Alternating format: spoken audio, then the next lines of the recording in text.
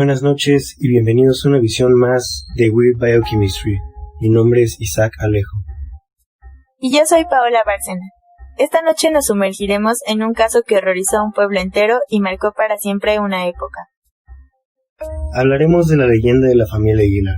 Esta leyenda tiene una relación estrecha con el síndrome de Lesch-Nyhan, y aunque debido a la época, el paciente nunca pudo ser diagnosticado, hay una gran probabilidad de que padeciera esta patología. Recordemos que tocaremos aspectos científicos a la par que contamos la historia, y para desmentir el mito tenemos como invitadas a dos expertas que nos ayudarán a darle un contexto clínico al caso. Ahora nos acompañan la doctora Alejandra Franco y la doctora Elena Ruiz. Ambas son bioquímicas reconocidas y nos estarán asistiendo durante el programa para poder llegar a entender un poco más acerca de la naturaleza de esta enfermedad.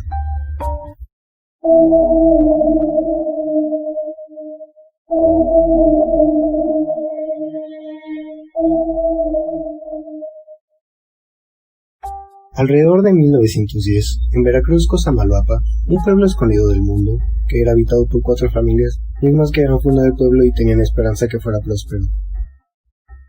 Pero pronto un suceso terrorífico y en su momento inexplicable nublaría toda esperanza, al que más tarde llamarían Francisco.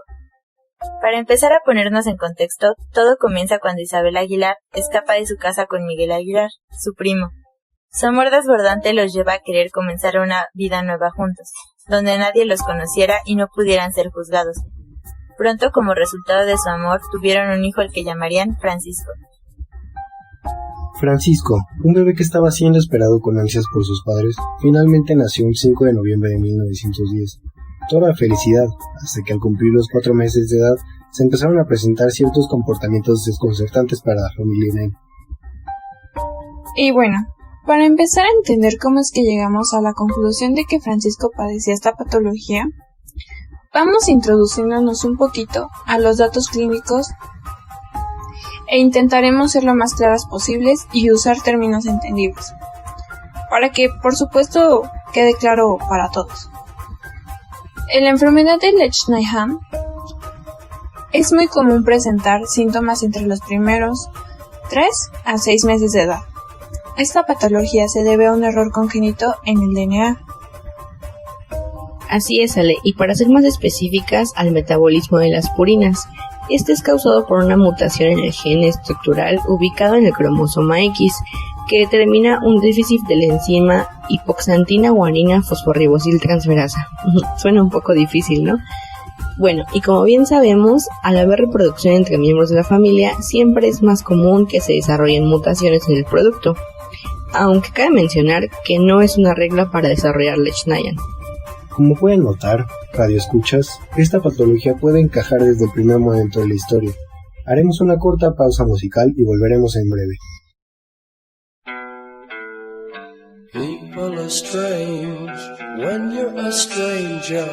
Faces look ugly when you're alone. Women seem wicked when you're unwanted. Streets are uneven when you're down. When you're strange, faces come out of the rain.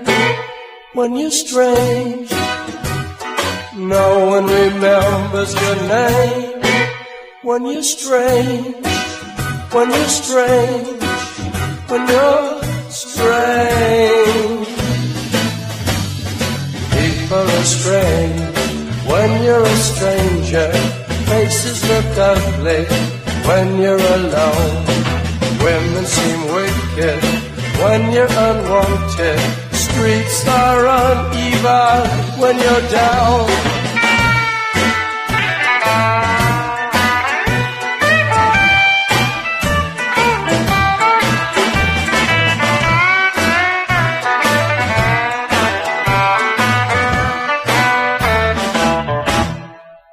When you're strange, faces come out of the rain.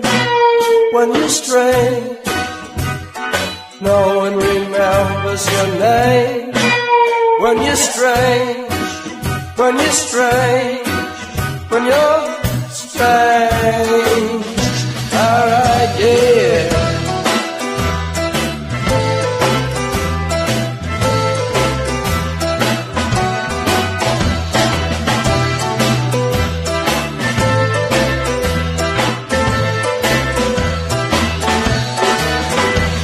strange faces come out of the rain. When you're strange, no one remembers your name. When you're strange, when you're strange, when you're strange.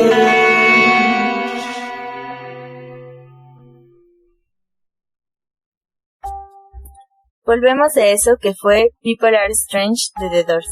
Y bueno, recapitulando, tenemos a Francisco, quien de 4 meses empezó a mostrar comportamientos extraños.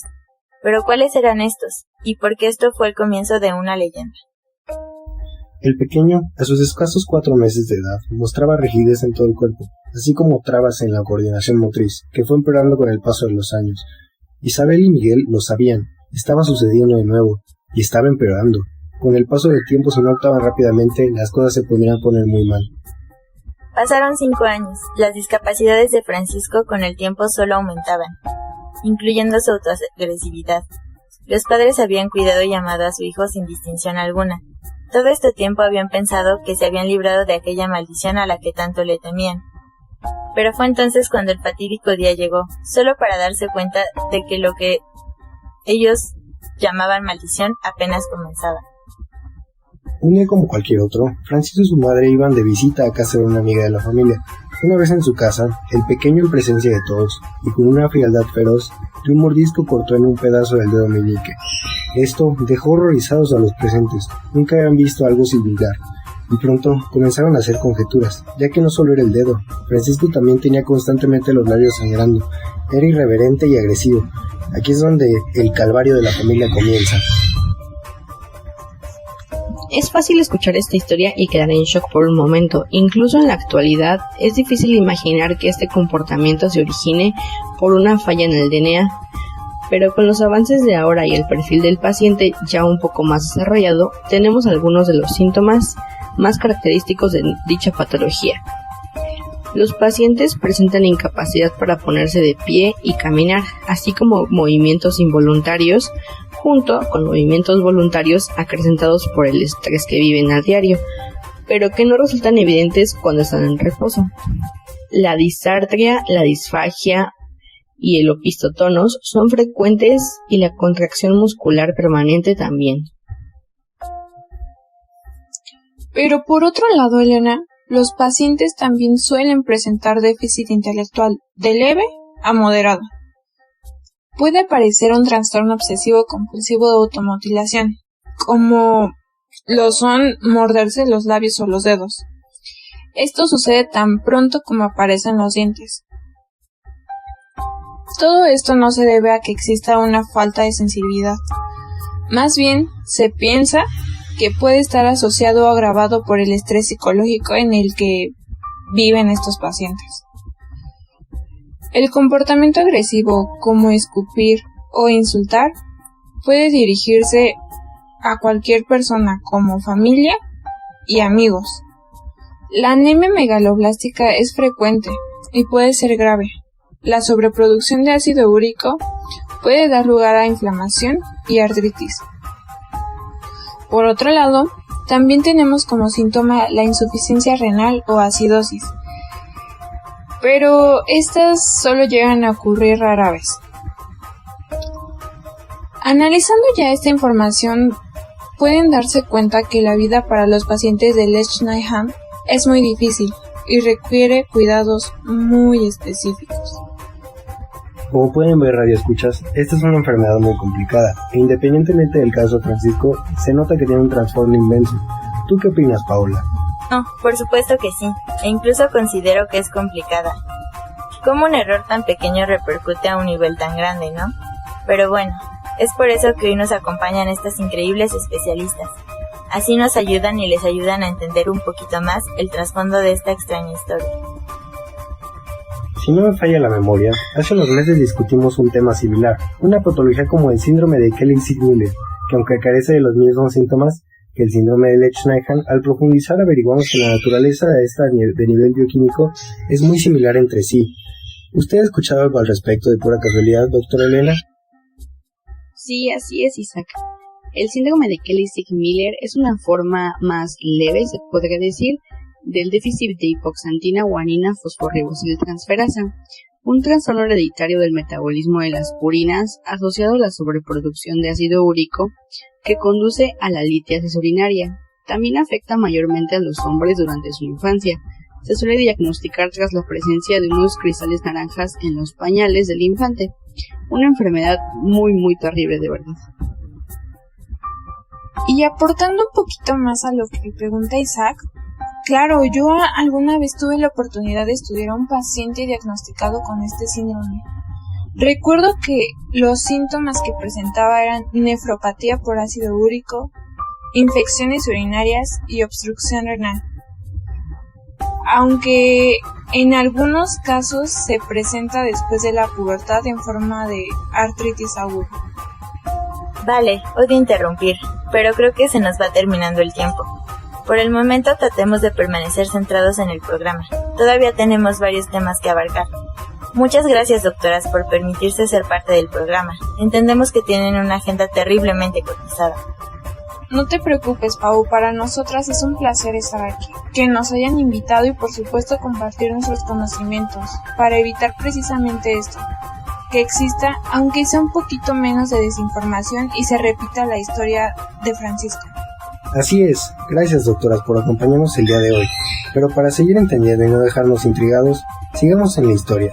Y bueno, a partir del día mencionado anteriormente, los padres de Francisco supieron que tenían que luchar contra la maldición o dejarse vencer por ella como había sucedido en otros años con su familia. No tenían muy claro qué hacer ni cómo combatirla, solo sabían que el origen era un demonio que acechaba de generación en generación y que regresaba esporádicamente con los seres más vulnerables. Fue así como a lo largo de 3 años, distintos sacerdotes y misioneros pasaron por la casa de los Aguilar, y todos concluían en que el demonio era tan poderoso que resultaba imposible de vencer. Algunos incluso sugerían cosas atroces que ellos jamás aceptarían hacerle a Francisco. Mientras tanto, él seguía empeorando, su calidad de vida cada día era peor, confinado a una silla de ruedas de amordazado y amarrado, para que no pudiera hacerse más daño. En el pueblo ya ningún miembro de la familia era aceptado, ya que corrían los rumores de que Francisco estaba poseído por un demonio. Todos le temían a la locura del pequeño, ya que era muy agresivo, no solo con él mismo, sino también con las personas que se le acercaban. Solía escupirles y mostrar un lenguaje antisonante. Nadie se acercaba a ellos y estaban planeando sacarlos del pueblo.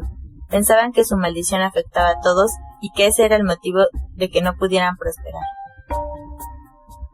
Y bien, ya hablamos sobre los síntomas, pero ahora hablaremos de qué es lo que hay detrás de todos ellos a un nivel más pequeñito. Empezaremos por mencionar que la deficiencia de HPRT se puede clasificar de acuerdo con la gravedad de las manifestaciones neurológicas y del defecto enzimático. La primera clasificación incluye a los pacientes con deficiencia de HPRT como síndrome completo o de Lesch-Nyhan y como síndrome parcial o de Kelly-Miller. Y bueno, según un estudio realizado por Rosa J. Torres y Juan G. Puig en la revista Orphanet de Enfermedades Raras 2007, podemos clasificar esta patología en 4 grupos. Grupo 1. Desarrollo normal sin síntomas neurológicos. Grupo 2. Síntomas neurológicos leves. Por otro lado, el grupo 3. Síntomas neurológicos graves. Y por último, el grupo 4. Síndrome de Lesch-Nyhan clásico. Siguiendo la última clasificación, podíamos prácticamente asegurar que el padecimiento de Francisco era una deficiencia de HPRT en el grupo 4. Y bueno, fanáticos de la ciencia y el misterio, hasta aquí llega la transmisión del día de hoy. En la siguiente emisión nos sumergiremos más en la adolescencia de Francisco y cómo un pueblo entero se volcó contra él y su familia, la locura de su madre, y nos adentraremos en los aspectos bioquímicos de la enfermedad. Muchas gracias.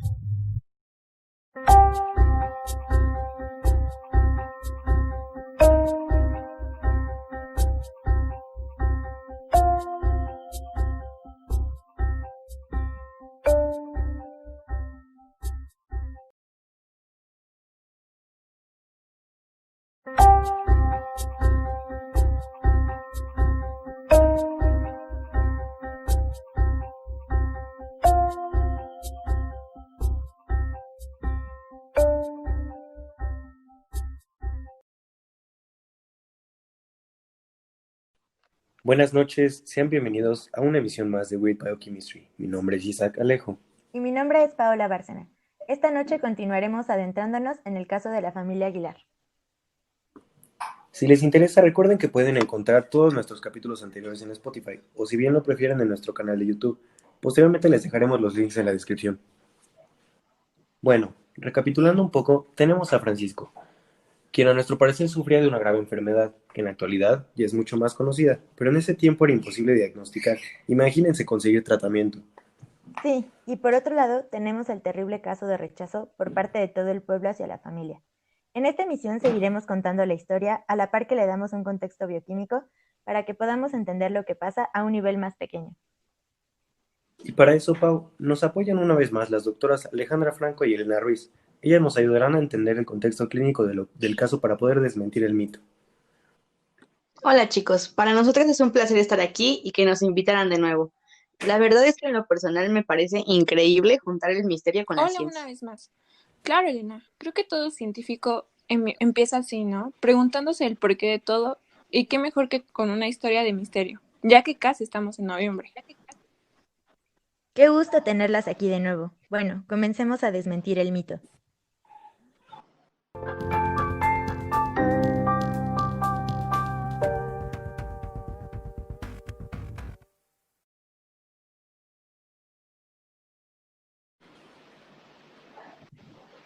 Pese a la difícil situación que vivía la familia, se mantuvo siempre firme y unida. Ante las adversidades, creían que juntos sería más llevadero y que algún día podrían curar la maldición de su hijo. Sin embargo, no veían todo lo que se avecinaba pronto.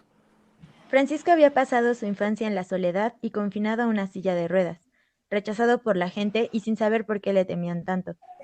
Al fin de cuentas, él no entendía lo que estaba pasando. Con el paso del tiempo, logró llegar a una edad de 12 años, y su enfermedad no mejoraba, más bien empeoraban sus heridas, y su mamá estaba exhausta de cuidarlo y estar al pendiente de él. Ella era una madre dedicada, pero esta situación sobrepasaría a cualquiera. Con el tiempo empezó a olvidar los cuidados de Francisco e incluso de ella misma. Su mente divagaba y con la terrible idea de la maldición, solo pensaba en que caería otra desgracia sobre su Y familia. bueno, no habíamos hablado de los posibles tratamientos que ayudan a los pacientes a tener una mejor calidad de vida. En ese entonces hubiera mejorado muchísimo la dinámica familiar. A los pacientes de Lesch-Nyhan se les trata la sobreproducción de oro con allopurinol, alcalinización de la orina e hidratación. Claro que las dosis deben ajustarse para evitar la litiasis urinaria de Santina. Sin embargo, no existe un tratamiento para la disfunción neurológica. Incluso la espasticidad y distonia se pueden tratar con benzodiazepinas, como el diazepam y alprazolam, e inhibidores del ácido gamma-anibutírico, como el blacofenaco y la tizanidina. Sí, también se recomienda rehabilitación para tratar la disartria y la disfagia, dispositivos para permitir el control de la mano, ayudas para caminar y tratamiento de la postura para evitar deformidades. La autolesión requiere restricciones físicas y tratamiento conductual y farmacológico. Estas se tratan con gabapentina y carbamazepina. Como ven, ahora los medicamentos de control son muchos y aún así el paciente no tiene una vida de calidad del todo. Los pacientes pueden morir por neumonía, por aspiración o por complicaciones de la litiasis renal crónica, con insuficiencia renal. Con un cuidado óptimo, algunos pacientes viven más de 40 años. Es increíble cómo puede la medicina llegar a mejorar la vida de un paciente. Aunque por el tiempo esto con Francisco no fue posible, ya que a sus 13 años su situación solo empeoraba y su salud estaba cada día más deteriorada. Sus padres se habían rendido y ya no buscaban más ayuda, lo escondían lo más que podían para calmar la furia de la gente. Su madre había caído en una depresión profunda y se ensimismaba en sus pensamientos, ya que Francisco a estas alturas solo era una carga para ella, y para su padre, con el tiempo, este también se volvió indiferente para la familia. Entre que la mamá lidiaba con Francisco y los comentarios de la gente, ahora también tenía que lidiar con sus problemas de pareja. Ella ya no estaba bien, así que un mal día decidió terminar con sus problemas. Se suicidó, sin importarle qué pasaría con Francisco. Al fallecer la madre, el padre de Francisco comenzó a beber, y no tanto porque extrañara a su esposa, más bien le preocupaba el destino de Francisco, ya que cada vez su padecimiento empeoraba. Y bueno, es que las consecuencias de la enfermedad sobre la vida cotidiana son bastante importantes. la organización de la vida diaria, la estabilidad familiar, si las prioridades en el seno de la familia se encuentran alteradas. A diario el recordatorio de la ingesta de medicamentos, las consultas médicas pueden obligar a replantearse los planes que pueda haber, y esto puede llegar a ser bastante difícil de aceptar y sobrellevar por los otros miembros de la familia. Sí, claro, y no olvidemos que hay algo muy importante que es el apoyo del entorno. De verdad, eso es primordial para tranquilizar a la persona y apoyarla de la mejor manera. Es recomendable también establecer periodos de reposo para personas que se hacen cargo del paciente. Todo esto para poderles dar un espacio o respiro. Ahora no me puedo imaginar la carga para la mamá de Francisco, sin orientación y tanto odio alrededor. Y a todo esto, el padre en su intento de lidiar con Francisco, un día simplemente se rindió. Ya no iba a trabajar, pasaba sus días tomando, dejó en el olvido a Francisco. Él lo resintió. Ahora se autolesionaba más frecuentemente. Se metía las manos a la boca solo para morderse. Se golpeaba fuertemente hasta que un día se sacó un ojo. Su padre, al darse cuenta de lo que hizo Francisco, quedó horrorizado y decidió no decir nada. No lo llevó al doctor porque tenía miedo de que el pueblo lo señalara y lo segregara aún más. Pero hagamos una pausa, doctoras, tengo una duda. ¿Los pacientes de Lesch-Nyhan son conscientes de lo que hacen? Es decir, ¿se autolesionan porque quieren? Esta es una pregunta frecuente y también es muy buena. Verás, Isaac, no recuerdo si ya lo habíamos mencionado, pero es importante decir que los pacientes con esta enfermedad son conscientes y no. Pero todo es causa de la enzima HPRT. Ya habíamos hablado de ella. Ellos no son responsables de hacerse daño. Sin embargo, son conscientes de que lo harán. Es más, para darles un ejemplo más claro, recuerdo que Elena tuvo un caso con Lesch-Nyhan hace un par de años. ¿No es así, Ele? Ay, sí, sí, claro, ¿cómo olvidarlo? Bueno, complementando y respondiendo a tu duda, Isaac, es correcto lo que dice Alejandra. Estos pacientes no son responsables de hacerse daño, sin embargo, sí son conscientes. Verás, tuve un caso hace 2 años en el que el paciente se preguntaba mucho el por qué se hacía daño. Él no quería hacerse daño y era complicado explicarle que no era su culpa. Sus padres lo tenían que amarrar todo el tiempo y cuando él se encontraba amarrado estaba feliz y tranquilo. Sin embargo, cuando estaba desamarrado se ponía muy nervioso porque él era consciente de que se iba a dañar, a pesar de que él no quería y no podía evitarlo. Ya. Comprendo, doctoras. Vaya, qué complicada situación y enfermedad. De verdad que cada vez más quedo más impactado por lo increíble e interesante que puede ser el cuerpo humano y sobre todo cuando es sometido a este tipo de enfermedades. Es que de verdad es impactante la manera en que un error tan pequeño repercute en todo el organismo y a niveles tan graves. Queridos radioescuchas, los dejamos pensando un momento en eso. Vamos a una breve pausa musical.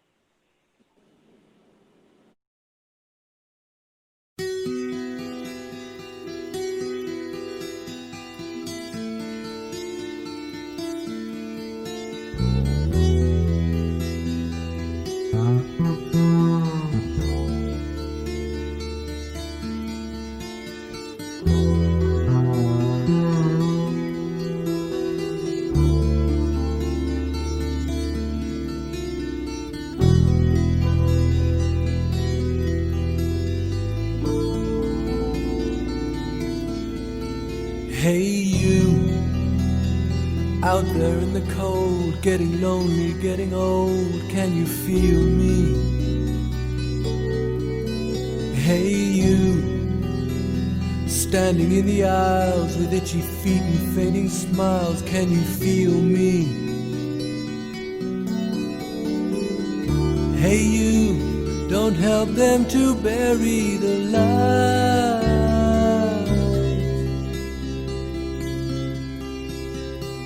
Don't give in without a fight.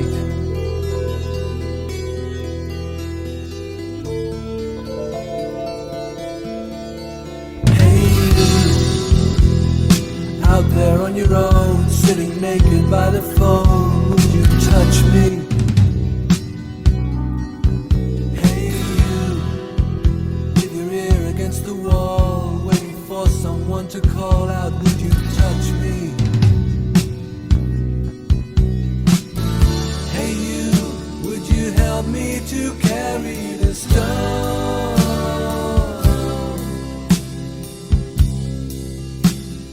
Open your heart coming home.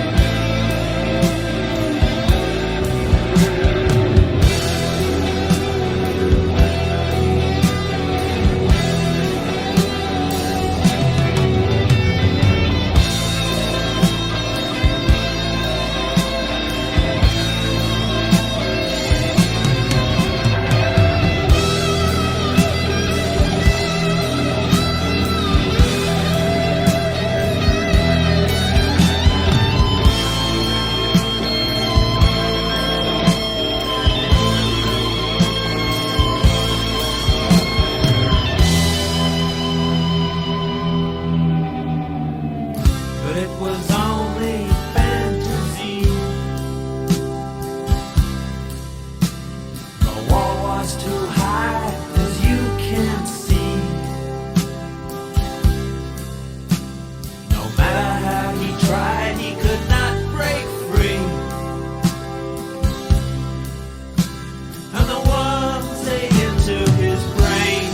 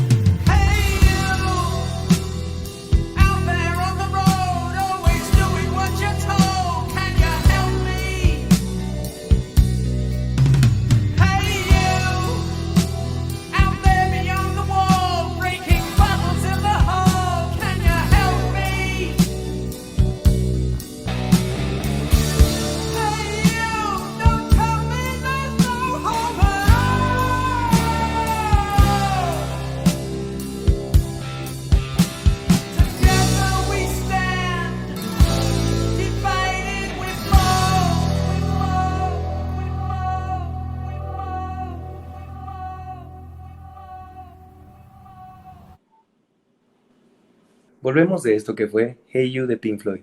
Y continuando con nuestro relato, después de que el chico se sacara el ojo y el padre ya no pudiera más, no sabía qué hacer ni cómo curarlo, mucho menos tratarlo. Es así como Francisco perdió la vista y debido al nulo cuidado que recibía, su rostro se infectó.